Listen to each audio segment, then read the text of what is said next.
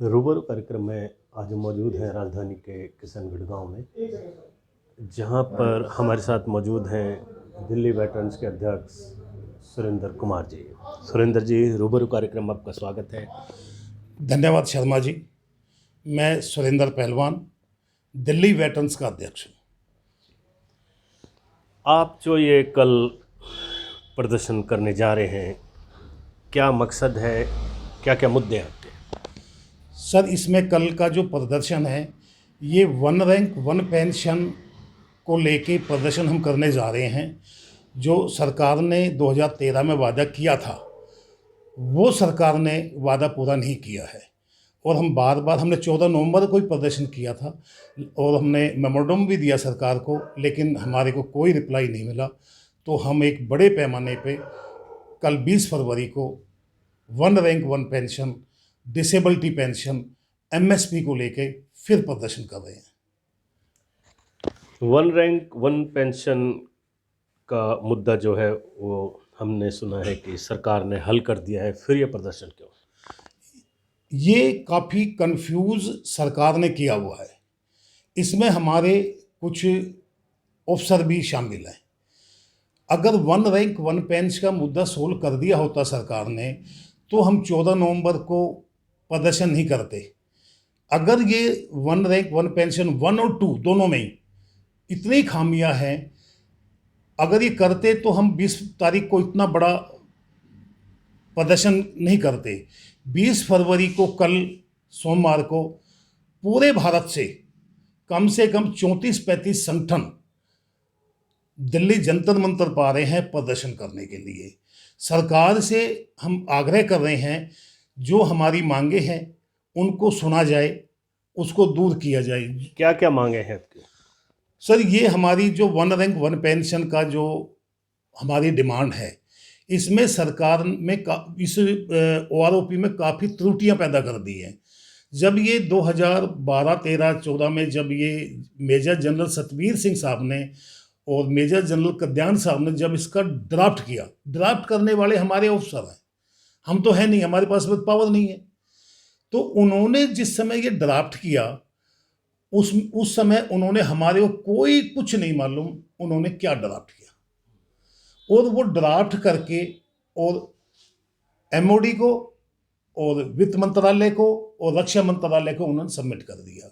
उसी को सारे को ध्यान में रखते हुए जो भी सरकार ने हल्का पुलवा काट छांट किया करके वो लागू कर दिया। उस वन रैंक वन पेंशन में हमारे साथ बिल्कुल दोयम दर्जे का व्यवहार किया है। उसमें हम दोष किसको दें? सरकार को दोष दें या लेटर ड्राफ्ट करने वाले को दोष दें? किसको दोष दें हम?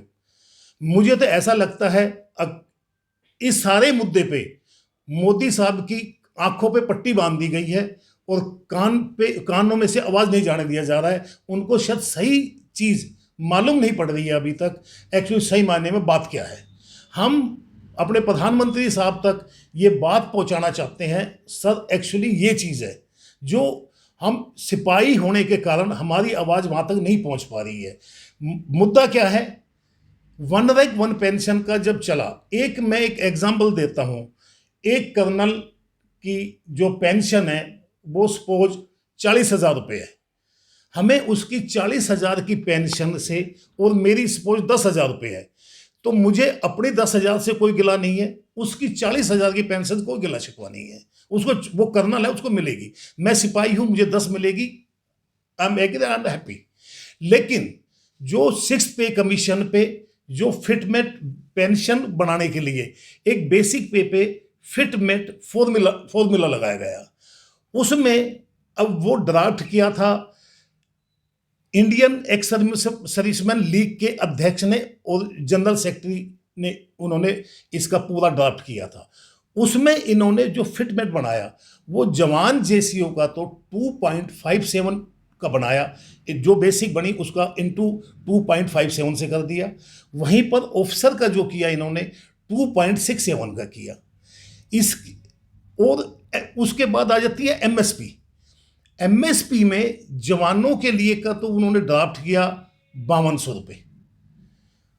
एमएनएस नर्स जो हॉस्पिटल तक का काम है, कोई फील्ड का काम नहीं है उनका, उनका किया 10,800 रुपये, और वहीं पर एमएसपी ऑफिसर के लिए उन्होंने ड्राफ्ट किया 15,500। ये एक बहुत बड़ा गैप के साथ ड्राफ्ट किया, और उन्होंने, सरकार ने मान लिया, क्योंकि भीड़ जितनी दिख थी वो सारी जवान जैसी वो थी, 4 अफसर थे, बाकी जवान जैसी होते, वो दिखाकर वो लागू कर दिया। अब तभी से इसमें दो फाड़ हो गए हैं। अब भाई जवान जेसीओ को जब हक नहीं मिलेगा तो वो अपनी आवाज उठाएं। एक कहावत अभी, अगर बच्चा भूखा होगा तो माँ जब तक दूध नहीं पिलाती जब तक बच्चा रोता नहीं है। तो हमारी जो ये एमएसपी में इसमें जो फर्क है, भेदभाव है, वो सरकार ने दूर करना चाहिए, उसको इक्वल करना चाहिए। या तो ऊपर से नीचे लाए, नीचे से ऊपर लेके आए, बीच का कोई रास्ता निकालें। लेकिन क्या हम नर्सों से भी यानी कि गए गुजरे हो गई जवान जेसीओ, जो बिल्कुल नहीं दिया।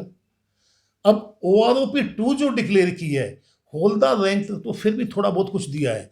जवान जेसीओ, जो जेसीओ रैंक का, सूबेदार रैंक का है, उनका तो माइनर रिकवरी आ गई है। किसी की 50,000 रिकवरी है, किसी की 70, 80, 90,000 तक की रिकवरी आई हुई है।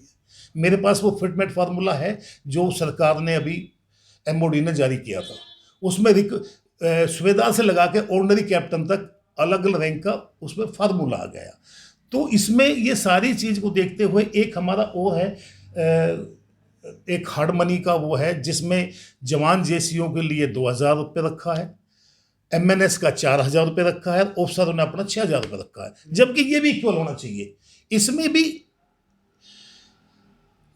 भेदभाव करके इन्होंने ऐसा ड्राफ्ट किया और वो दे दिया, और वो सारा का सारा बेनिफिट जितना जाता है वो सारा एक ऑफिसर रैंक को चला गया।